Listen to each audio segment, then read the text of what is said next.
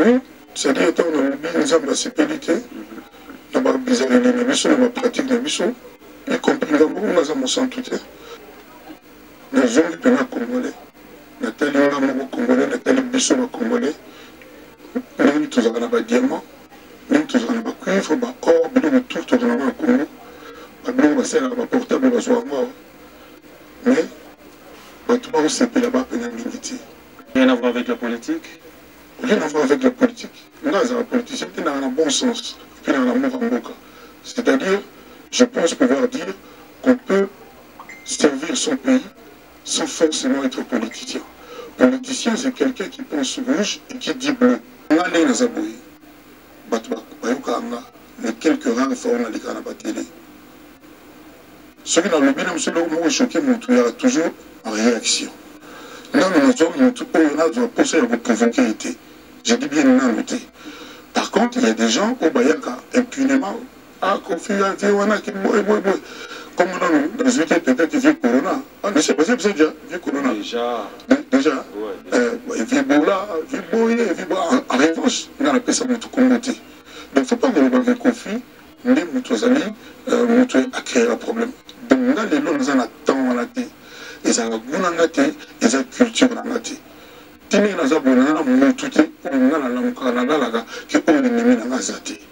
a des musiques que j'aime, il y a des musiques que j'aime moins bien. Parce que là, il y a des gens qui musique. Donc, là, on a problème.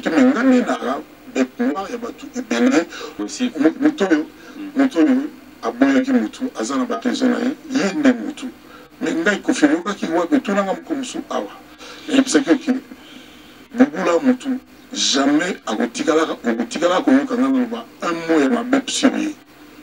Parce que la vie n'a sala. Je ne fais la place au moins conflit. Depuis, et Bandara Zana Sida. À Salvador, on va dire, tout petit frère de Jésus, va poster la Bolivie, va dire, dis-le-nous, nous en avons assassin. Nous en avons dit. Pour ceux qui y étaient,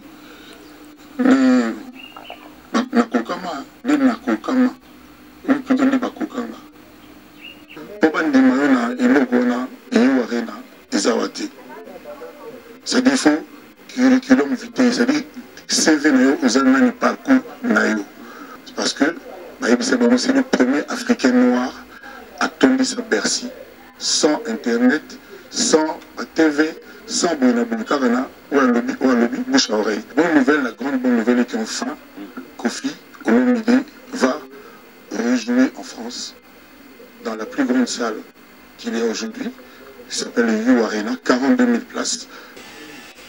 On a mis par exemple que le collège et profiter pendant la Congolais.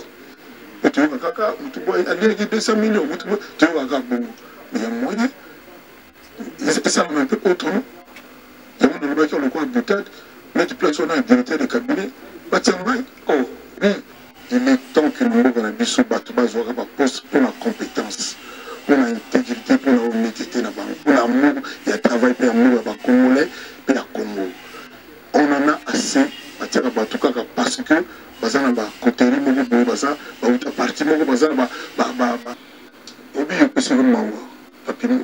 c'est de mon niveau qui tire débat, tu as un niveau. C'est-à-dire que si on a qui dans une 105 kilos, 105 kilos, ça coûte à combien? Ça y a peut-être 50 $, 5 000 $. Oui, il y a 5 000 $. Si on a payé bateau 50, bateau 100, dans les grenades, bateau, on a goûté un maman, tout pas couleur, pour bateau, on a couleur à Kitoko. Ça ne sert à rien. Il faut attaquer le mal par la racine. C'est-à-dire que ça, là, il va le rebienter. Mais c'est quoi? Tout ça, dans le mot, il y a diamant or. Quand il y a un musicien, un footballeur, comme un PDG à Ben Chou, il y a des fois 1500 kilos après ça va Congolais. Bon, l'État, tout ça, bon, va demander la mission, tout ça, c'est bien. C'est c'est c'est 001. Donc, tout ça, number 1, il y a 001. C'est JB Kumaluta, le pétrole de Dallas. Blague de télé, sur le Libiso Marambia.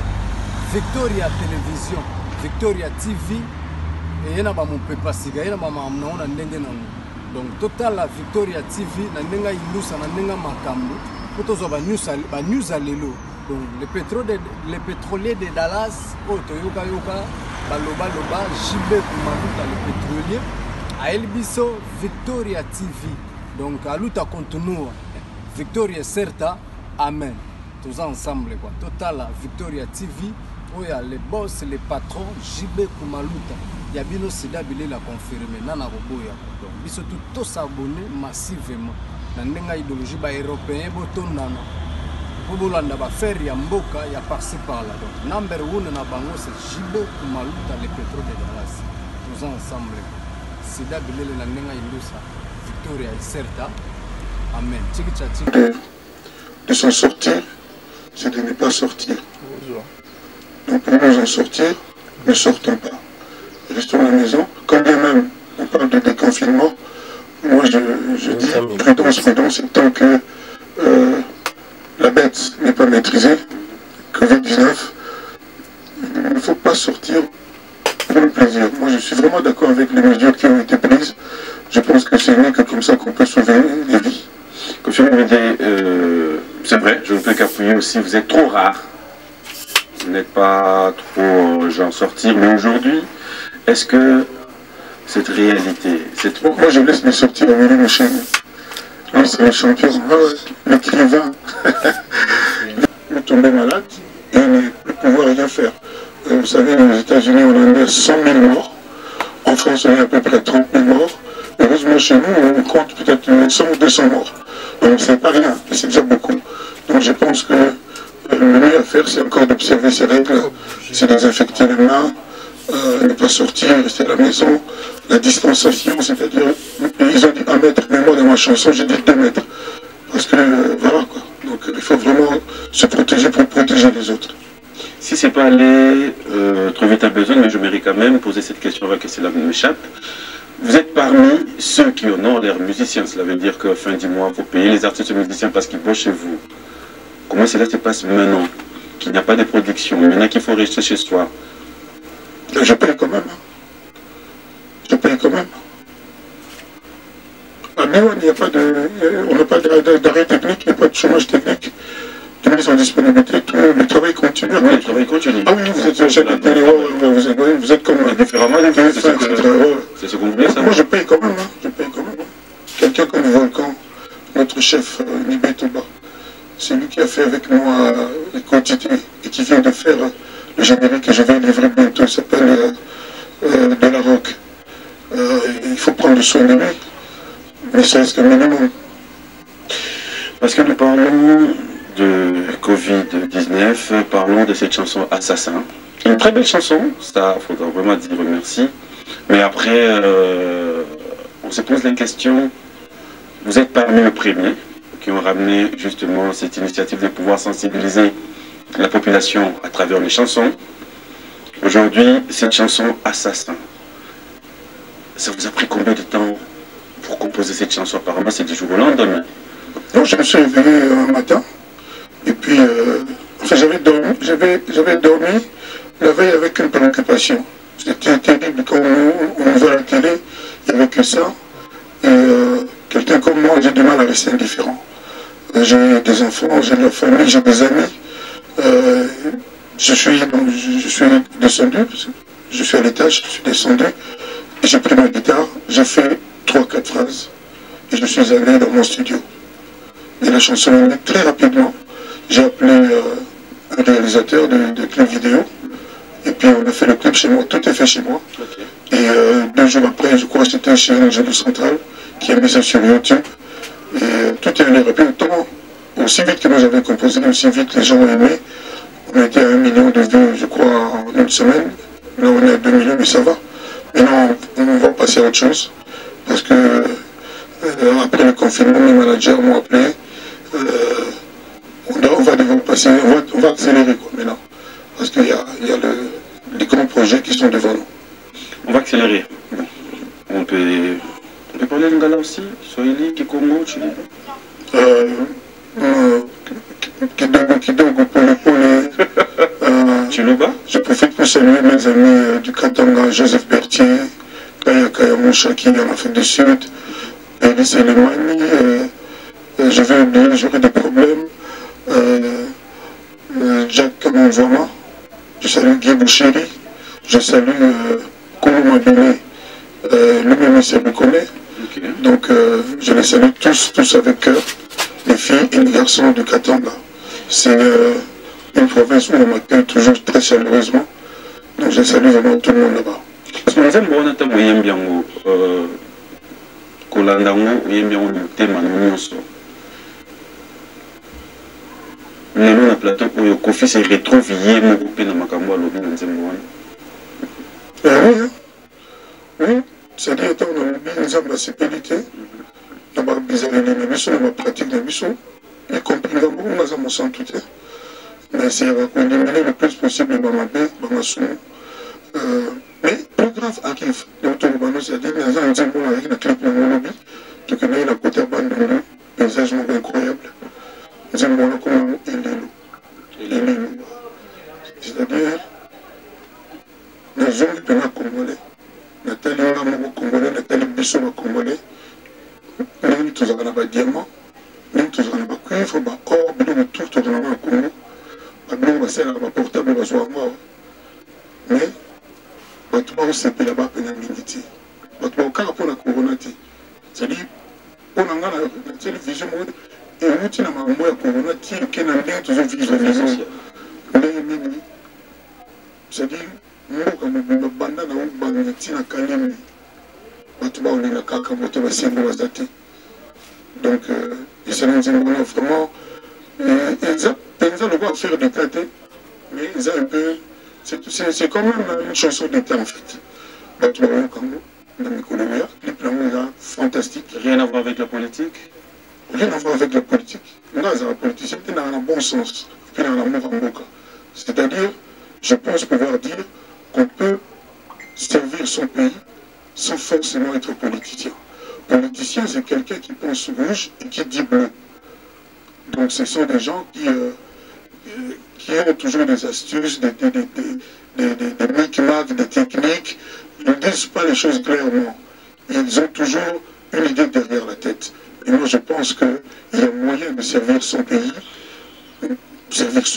sans forcément être politicien. C'est-à-dire, on peut être ministre et être juste honnête, être juste travailleur, et puis voilà, être juste compétent, sans forcément ne faire les choses qu'en fonction de son parti, des convictions préétablies. Voilà. Mais à l'allure vont les choses. Est-ce que tu ne trouves pas, depuis, on annonce l'émission Légende, mais on commence un peu à trouver une autre personne de Koffi Olomide. C'est une chanson. C'est une stratégie, c'est une façon de pouvoir nous demander d'attendre jusqu'à ce que nous devons décider toute la légende. Lelo, et comme bon, dans les assurés, tu penses à ma vie d'hostie. On a un artiste, mais surtout, ils auront toujours un signe de mois, 2 mois, 3 mois. T'as la balcon, tout à 20 bima. Comptez pas signe de nos contacts. Nous avons 4 élégance, égérie, Pygmalion. Bon, on a compté, on a fabriqué parce que nous avons les circonstances. Donc, sont allés peut-être 3 ou 4 papa ou Bassouma. Et donc, ça va. Maintenant, l'album, peut-être parce que l'album, il fallait que Natiango up to date. C'est-à-dire, Natiango, c'est la mise à jour. Ils ont la goût à l'élo. Nous, on a fait la mobilité, on a fait la mobilité. On a respecté le public, on a respecté l'époque, on a respecté le Kina. Donc, nous, on a la surpris combien ma cassé l'album, parce que dans le bagage de ce album multidirectionnel, mais là, c'est un album qui est touché par les réseaux sociaux. C'est-à-dire que tout on s'est retrouvé, on a allé nous soucier, on s'est retrouvé à niveau Makassi. La musique évolue, ça ne t'a pas échappé, en principe, nous sommes censés être. Oui, mais je sais pas, parce que Makambo, elle est là, on est retrouvé. Quand tu dis. Ceux qui, moi, le mot Abima, le même, parce que celui-là, 27 disques de diamants. Nous, on voit Gims. Baza belé, bakobalade, baza ebele, Yekowana, Dadjo, voilà. C'est-à-dire, les Toubano Beta, Vénus Balagiti. Baïna, et là, ils se sont inspirés, parce que tout le monde sait que biso tozaka bana tchatcho baoyo tosalaka na tchatcho 2.0, c'est-à-dire bakoti na moi qui lelo. Donc on ne peut pas rester indifférent, on ne peut pas ignorer qu'il y a un petit vent nouveau qui souffle. Donc ce que Tikali libéra. Ce que Tikali libéra. Vous avez imaginé que nous avons dans le budget générique, on a mis la bannière bien qui n'a moi à rénover, être moi rock. Moi hip-hop, écoute, moi souma. Donc voilà. Ça te dérange pas de te retrouver à un moment ces gens en compétition dans Banawayo? Tu pouvais bien rester au Tikali Nation parce qu'il y a un fan, public au Batigala fidèle sur le rumba, sur Tchatcho. Et ça, c'est les notes où van est au gars, Véjano Bombenga, sur le Tikali Sima. Il n'y a pas qui n'a pas pipi. Respect à Véjano Bombenga. Le Véjano Bombenga, à sa papa, la bichon, à la légèreté. À sa montagne, respecté. Mais peut-être nous, quand ça va mais quand ça n'est pas comme ça. Il n'y a pas d'autre chose, mais tu es sur la place.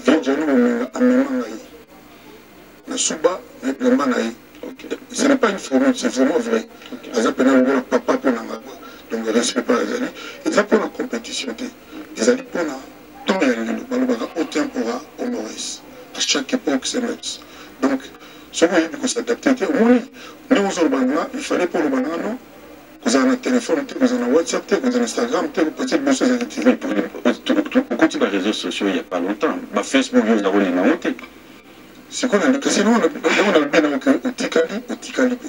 Il faut savoir s'adapter, être de son époque. Être de son époque. Donc, c'est là. Album, c'est bon, les autres disques, elles ont là. Toutes les autres, elles ont vieux banda, au Kenya. Donc, ça d'abord conférence de presse, et puis on s'en a annoncé, tout va y être. Et puis, album est bien. Donc, ça, le spectacle, il était sans album à Sika. Donc, vraiment, dans pas longtemps. Mais ça ne dépend pas que de moi. Ils ont des décisions, j'ai dit, les autres disques, ma manager, l'équipe, voilà. Il faut pas décider.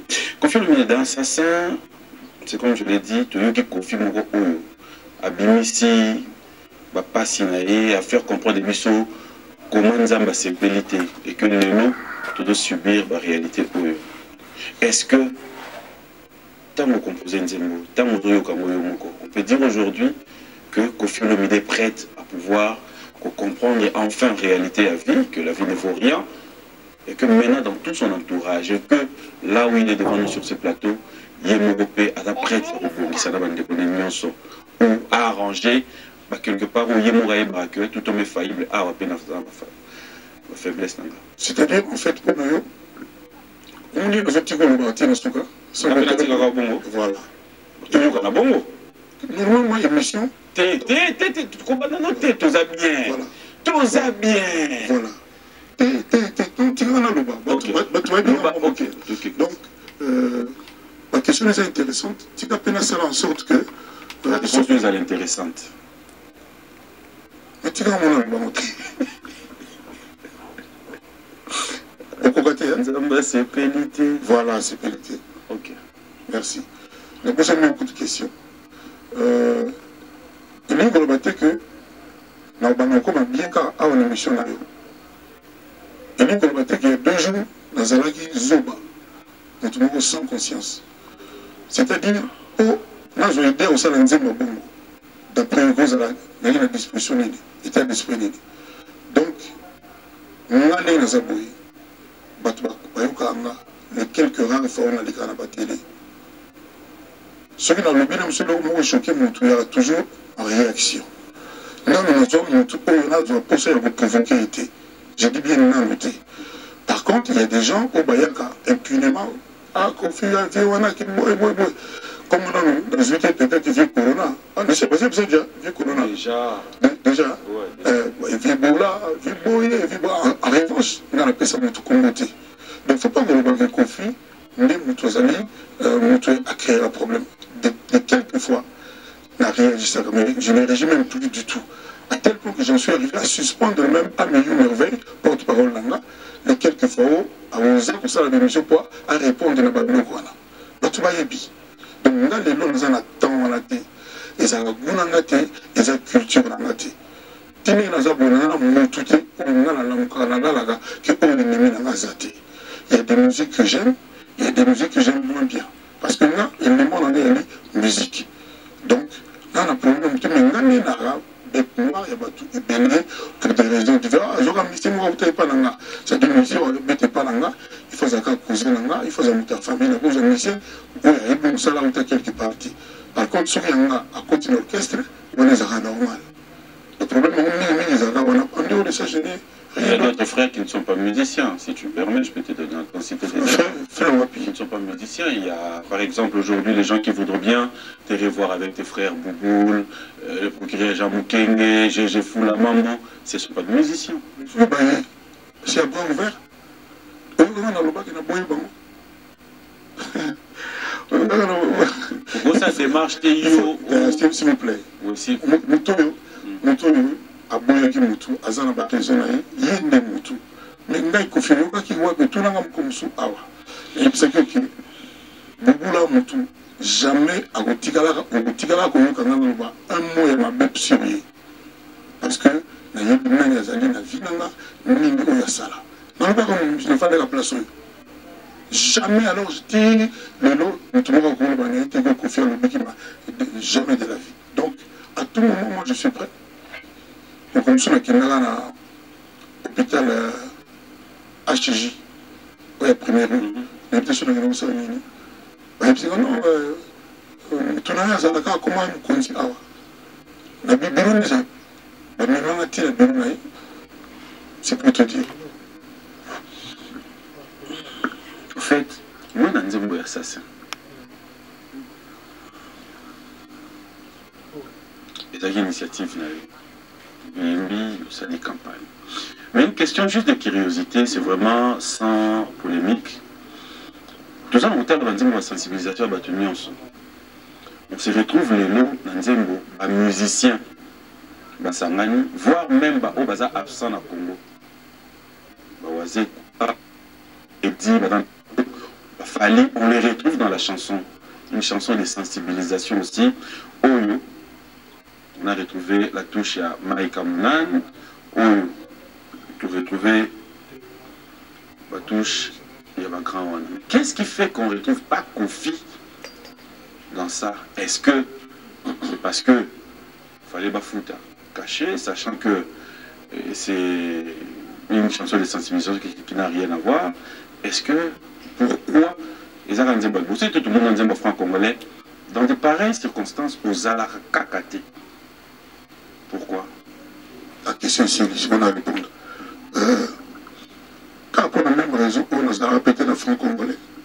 C'est le bateau qui est initié, c'est des questions bien. Attends, on a un reportage. Peut-être que le bateau, on a invité dans la kitchen des athées. Attends, on a un reportage de M.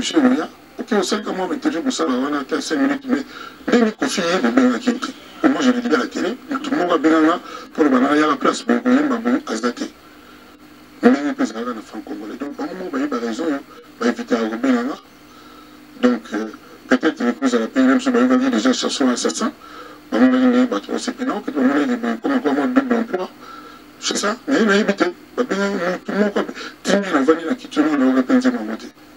Non, on va y monter.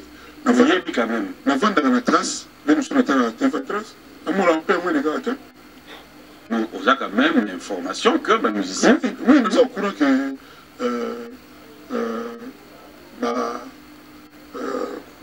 Tatin Cruz, Claudia Bakissa, nous sommes même monsieur Béba, Centraio, sincèrement, tu dis. Non, mais une fois à la moi gentil. C'était plaisir, tu vas nous perturber. Je vais répondre à la question. Nous n'avons pas pour les téléspectateurs. Nous n'avons pas posé la question pour les téléspectateurs. Alors, va comprendre. Alors, Tika, il ne faut pas éviter les gars. Toujours, on dirait que c'est un problème. Voilà, merci beaucoup. Tu vois, j'étais là. Bien affilé. Pas moulin. Vibrator. Voilà.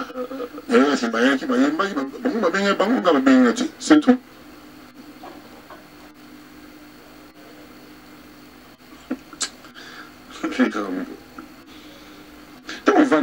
que ça t'arrive de réaliser que les lots, dans la union chez les cas, ceux qui ont un bateau, qui les lots, qu'on soit les devants, qu'on soit un peu, la réalité, nous, sur la musique, nous mise en place, vous faites partie.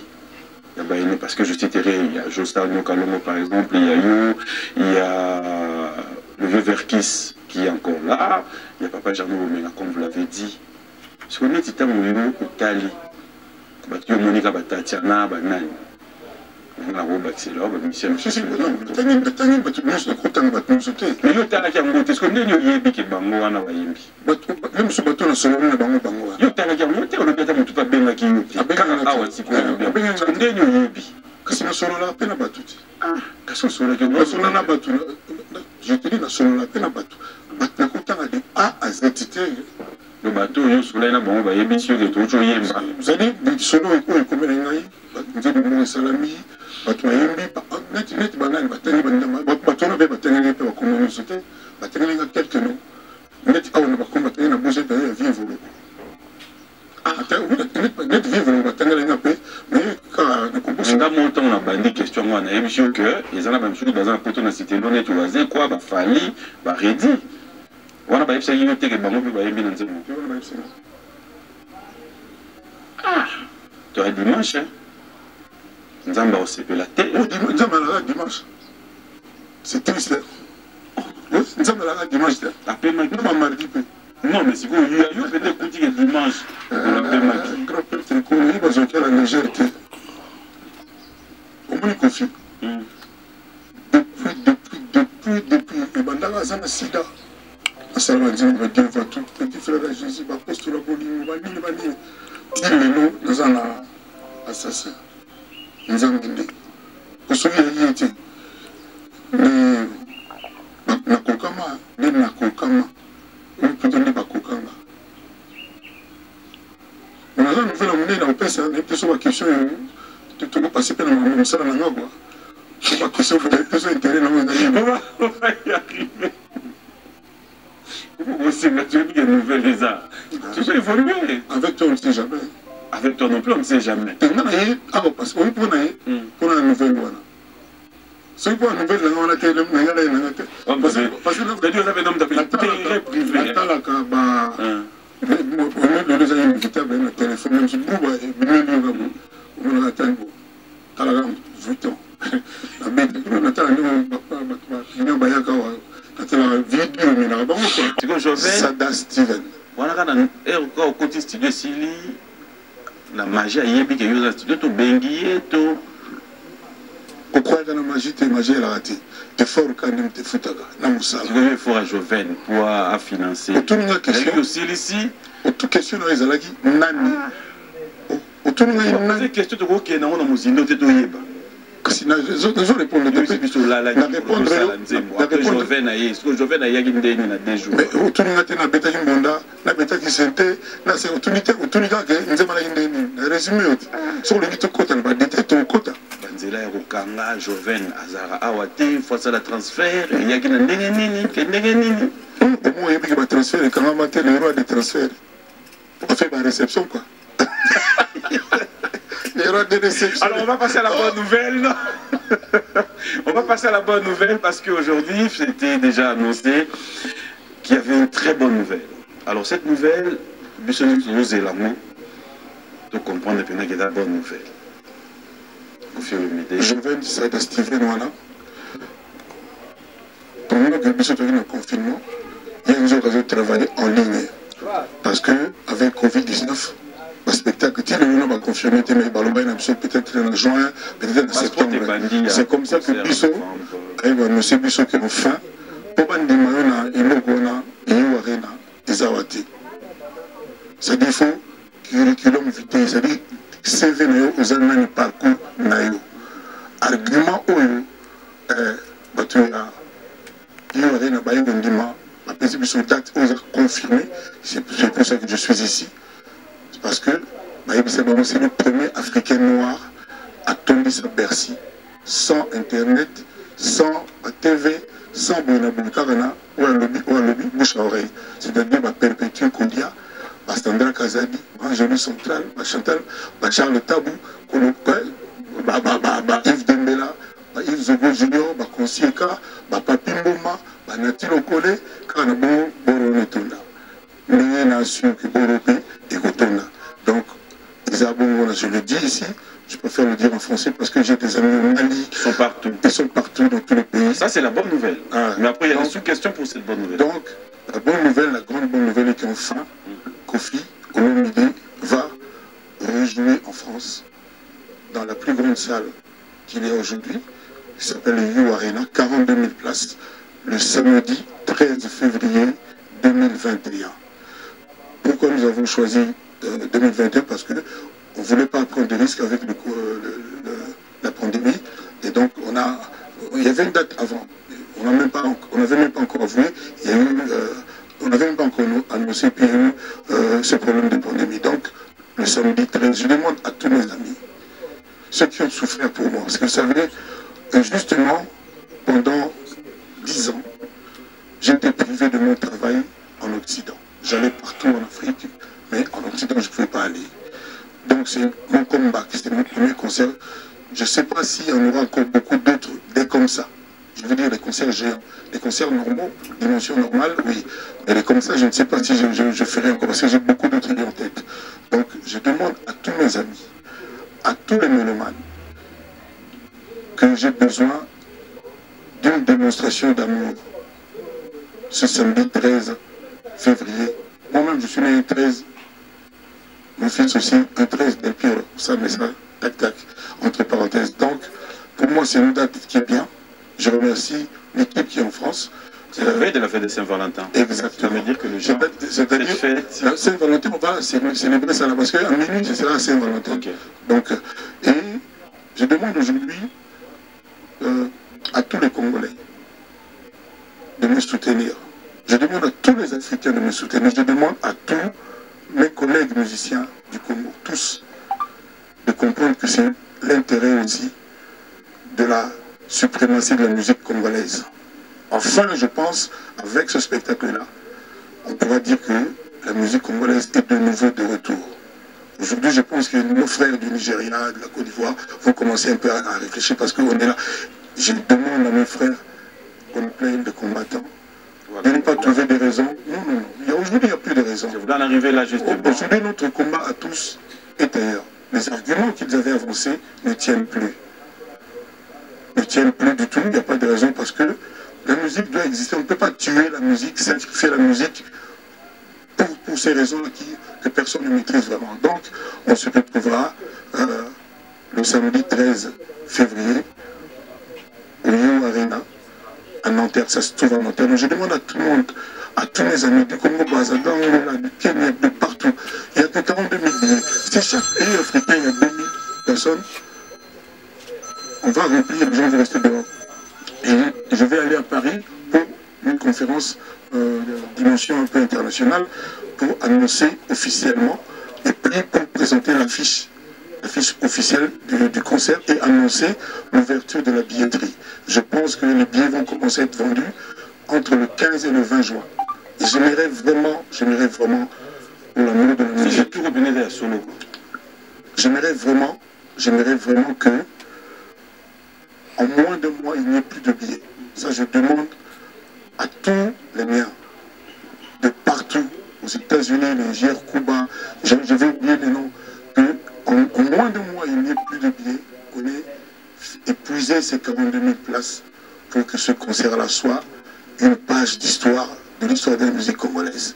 Donc voilà ce que j'avais sur le cœur. Mais avant, on aura eu, je pense, le plus grand de mes albums. Je n'ai pas dit le plus beau, mais le plus grand. Parce qu'il y a une densité terrible, il y a des featuring incroyables, et il y a des genres musicaux que je n'avais pas soupçonnés. Donc, je me livre vraiment à mes fans, je veux une démonstration d'amour. J'aurai des surprises incroyables, en commençant par ma fille Didi Stone. Et il va se passer quelque chose d'incroyable. Elle a 700 000 followers, presque 600 et quelques. Donc, elle va jouer un rôle dans ce spectacle-là, et le monde va avoir beaucoup de plaisir. Voilà. Le 13 février, samedi 13 février 2021, You Arena. à Nanterre.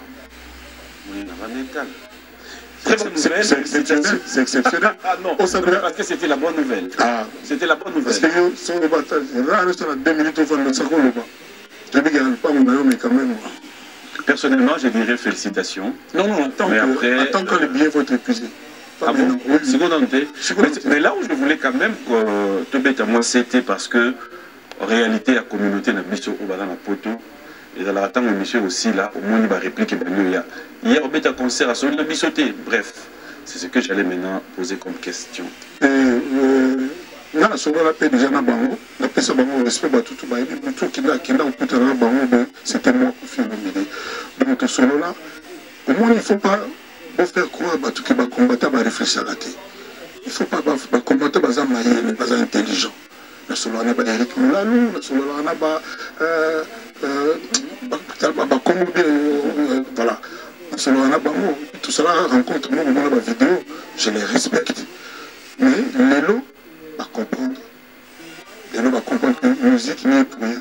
Et ça, musique, depuis qu'on s'est répété à Bercy, là, dans le nom du Congo, il y a une musique qui est dans le Congo, et le Congo va bêter.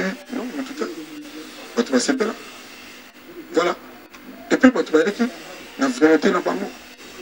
Tout le monde a pu voyager. On va combattre, on va bombe. Mais Bayaki, il faut bailler. Si vous avez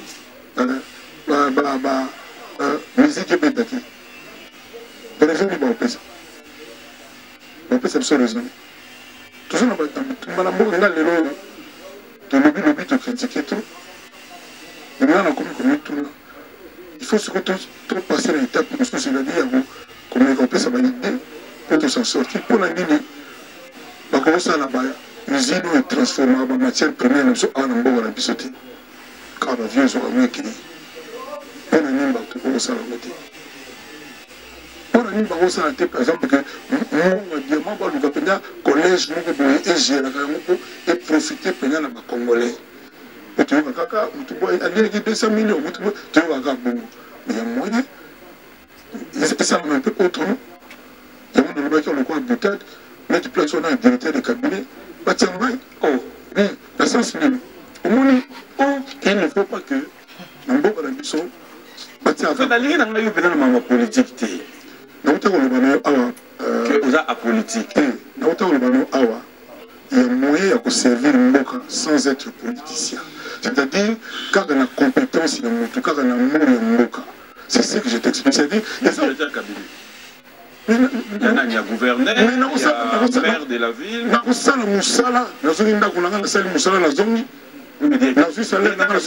Aussi ça qui était.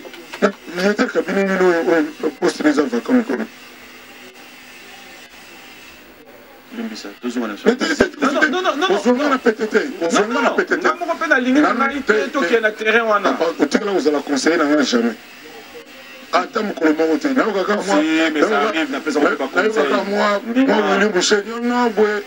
petit,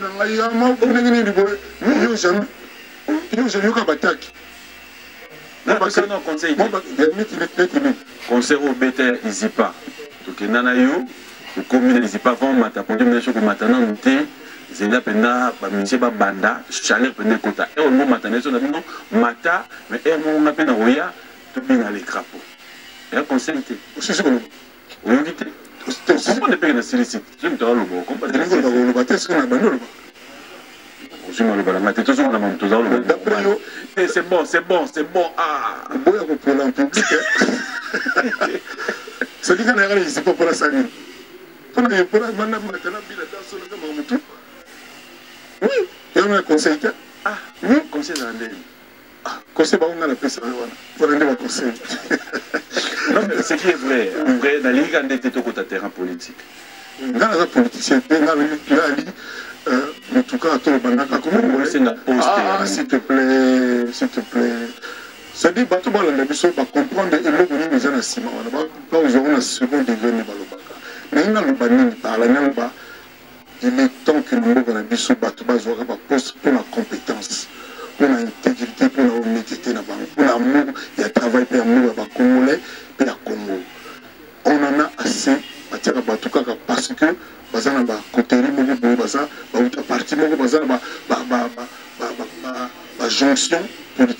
C'est ce que je dis, c'est ça. À l'époque, le président Mobutu, à la Banque de France, M. Blumenthal, directeur, gouverneur et la Banque centrale, parce qu'il en avait marre, il y avait détournement, il y avait légèreté, la gérance de bon à l'État. Allemand, je crois, Blumenthal, comme on l'a dit, attiré pas à sa politicien communauté, attiré pour Yebi Moussala, dans la Kena Angola, gouverneur, il y a Banque Angola, à sa Angolais, à sa Moutouma Yebi, ma finance, je crois à Portugais ou Brésilien au moment là. Donc, c'est le moment, bâti à Batou. Comme on tient Batou, quand on a parti, on a société civile. On a évité pour le mais Batou Mayenne, il a connu Baïbélé. Dans les États-Unis, dans Harvard, dans Londres, dans la classe, même quand le venu, le venu, mais il va bien revenir.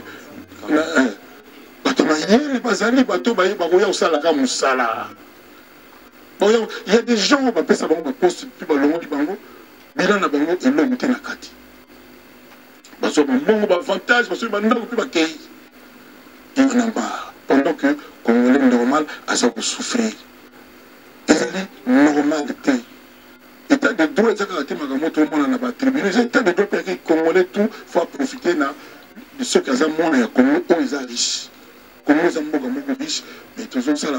Gaspillage, on dirait comme un copier bateau, car à Bango, pour servir Congo, la Congo, puis bateau, va profiter de la c'est implacable quoi. C'est oui, c'est mais comme ça, c'est le moment. Tant que tu as la crise, on va bien te battre, tout va aller là, mais bateau, va se rendre à l'assemblée, bateau va s'énerver. Est-ce que vous serez sécurité dans le contexte où les fils qui la moitié un peu en profondeur. C'était ma café là. C'était ma café là quoi. En fait, le jour est commis, on se réserve, il y a un peu ça. Même ça va t'arriger parce qu'on ne sait jamais. Après,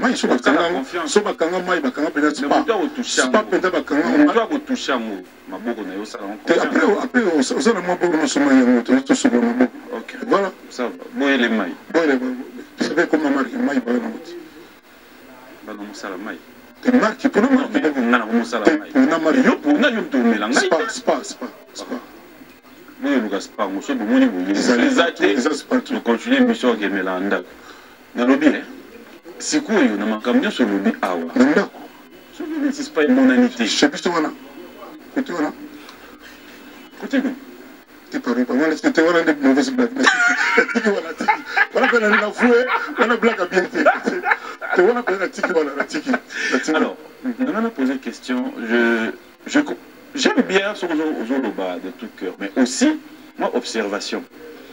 Qu'est-ce qui fait que dans ma makamoumingi, on peut ça la maraya malam, ou ma collègue, ma nina na yoto, ma frère, ma salaraya malam, tout le monde a un voté. Je donnerai un exemple.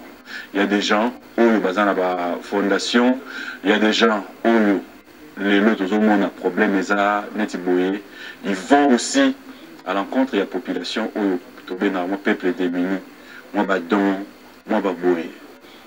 Pourquoi est-ce qu'on ne vit pas ça avec Kofi? C'est le niveau qui tire de bas, tu as un niveau. C'est des choses qu'on a qui dans une 105 kilos. 105 kilos, ça coûte à combien? Ça, il y a peut-être $5 000, $5 000. Le billet est $5 000. Si on appelle ces bateaux 50, bateaux 100, dans les lignes. Mais on est dit. On fait mourir le bagarre. Ne me donne pas un poisson, mais apprends-moi à pêcher. Il ne faut pas tout.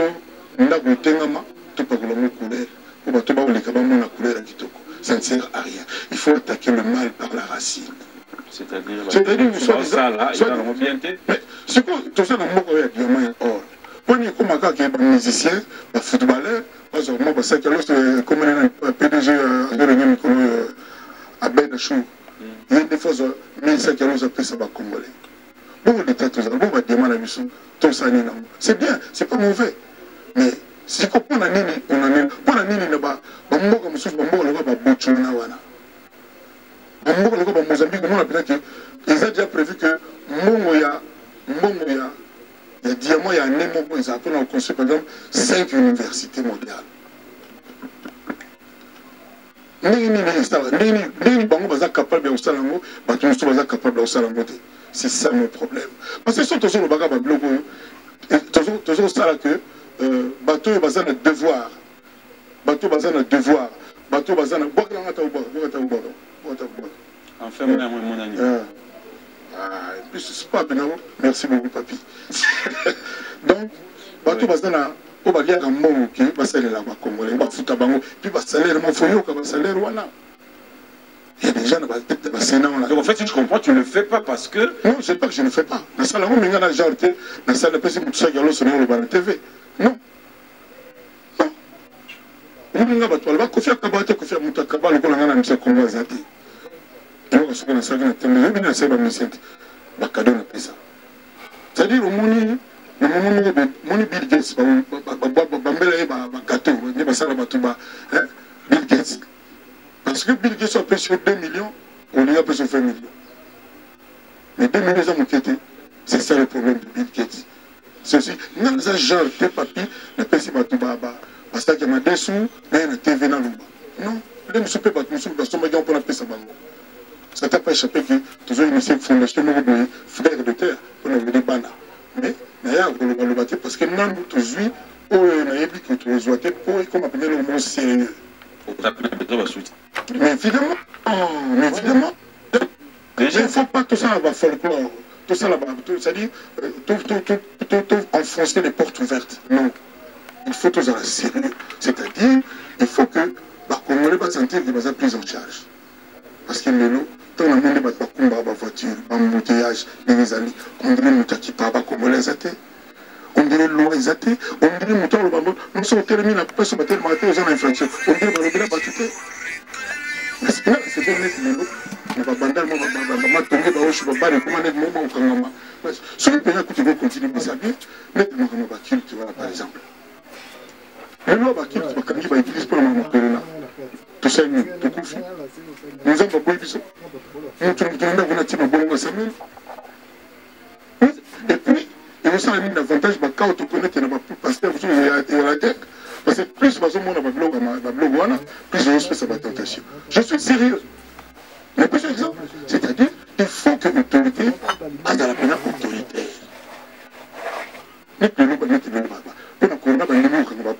Si vous prenez l'éducation en bana, pour qu'on pas étudier, pour qu'on puisse arrêter, par exemple, 23 heures de Kanye. N'a pas eu qu'il a apporté les gars. Tout le monde s'est dit, c'est une chose qui n'est pas on va aller me faire ce qu'il a dit. On a besoin, on a l'air avant la classe, on a 10 heures au monde, on a jeune fille, 12 ans, 15 ans, 16 ans, on a temps de dire. On a comme ça, ils ont arrêté.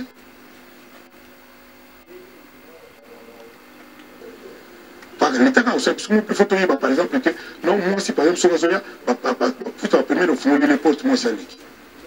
Mais toi, ça, on a donné faille, parce que pour te dire, non, c'est un star, mon star, il y a le cas de fouiller, il n'y a pas ça qui est normal. Tout ça, on a conscience. C'est ça. Alors, Makamona, ils attaquent aux politiciens. Makamona, ils attaquent aux politiciens. Ils attaquent aux à niveau de son pays. Ils ont pays, grave. Na c'est pas un exemple précis à votre douane. Bakanga yo na mutuka na royal. Ba boye ki mama mutuka filmé. Au biso la combien de pour boye okita. Okuma bien na intervention. C'est ça les droits aussi. Et là bakanga ti pour filmer. Bakanga pour na passer na zaki na douane il y a paiement échelonné. C'est des fanats foot. Mais ça la mara. Ça la mara. Bakoda on a battu bakoda on a battu ba crédible. Mina moto sola na yo bakangi wana parce que baboya ki mituka ya oyo eda filmé. Ozaki na mutuka ya filmé. Bato ba limbisa ndina mela mai ba pesa na vérité. Donc yo mo yo la chose. Ah ouais. Moi je m'approche par exemple. Ils allaient pour na bon depuis tout ça pour na cas personnel na conflit na marambo. Confiance à l'autre côté.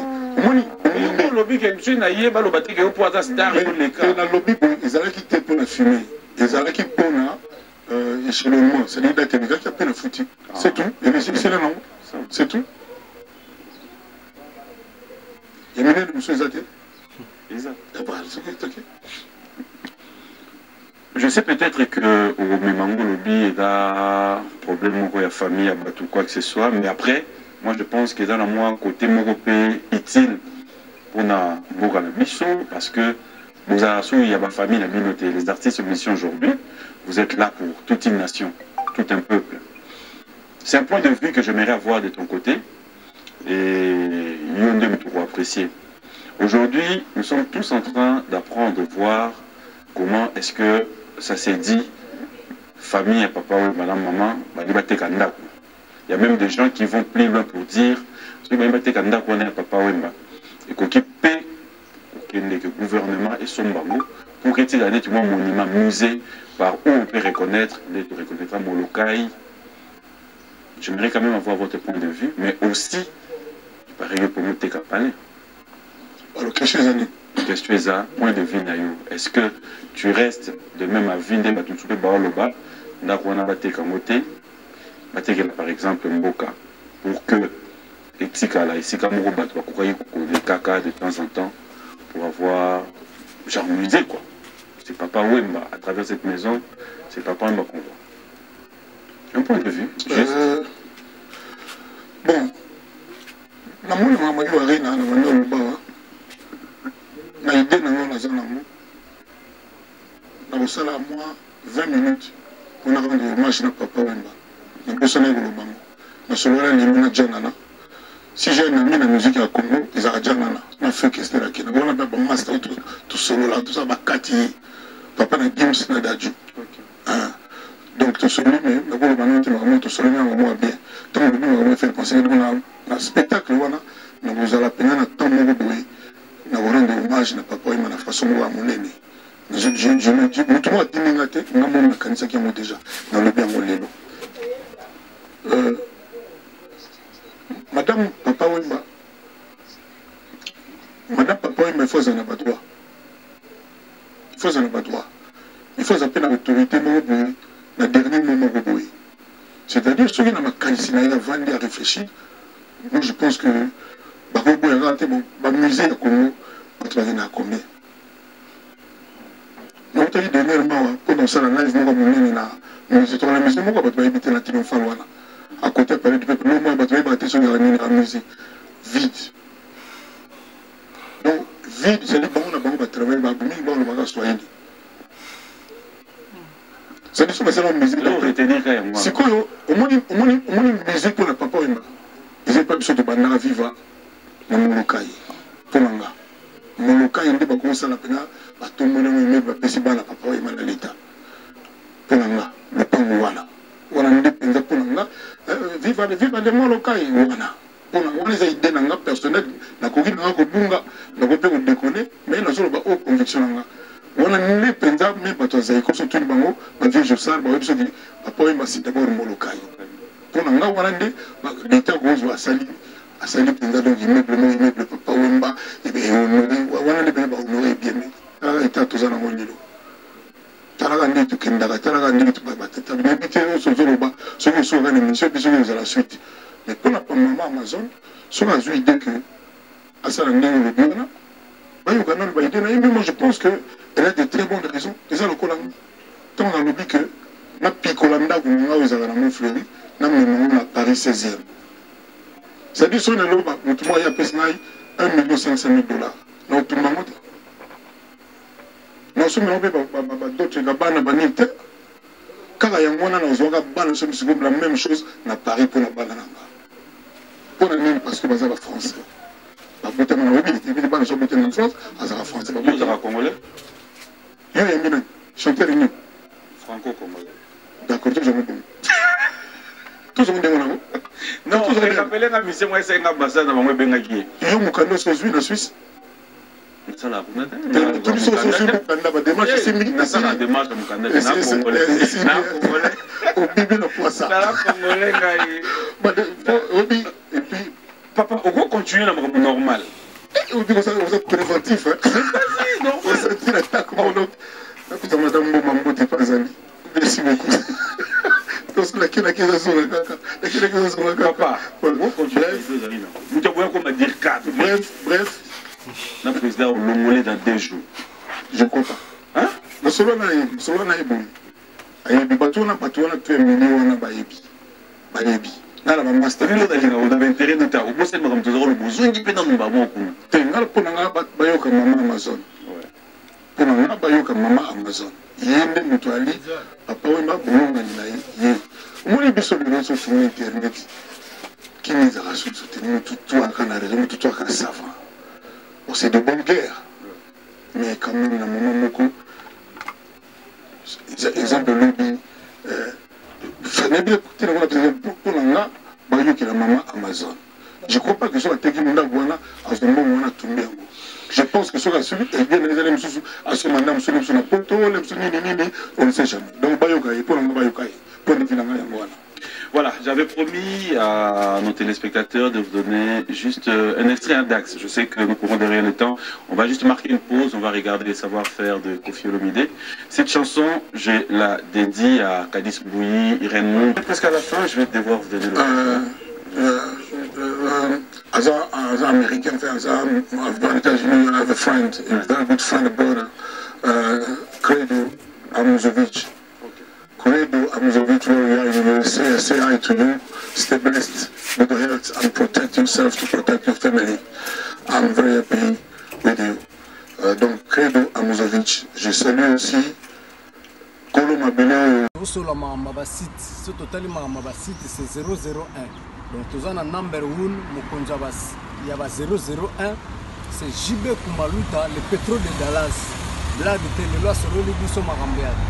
Victoria Télévision, Victoria TV, et il y a mon pépa siga, il y a ma donc, total la Victoria TV, Nandenga Ilusa, Nandenga Makambo, pour tous les news à l'élo. Donc, le pétrolier de Dallas, Otoyoka Yoka, Baloba Loba, JB Kumaluta, le pétrolier. A Elbiso Victoria TV. Donc à l'outa continue Victoria Certa. Amen. Tous ensemble quoi. Total Victoria TV. Où il y a les boss, les patrons, JB Kumaluta. Il y a Bino Sida Bilé la confirmé. Nana Roboya. Donc biso tous s'abonner massivement. Nandenga idéologie ba européen boton nana. Bobolanda ba faire ya mboka ya par-ci par-là. Donc number 1 na bango c'est JB Kumaluta le pétrole de Dallas. Tous ensemble. Sida Bilele la Nenga Ilusa, Victoria Certa. Amen.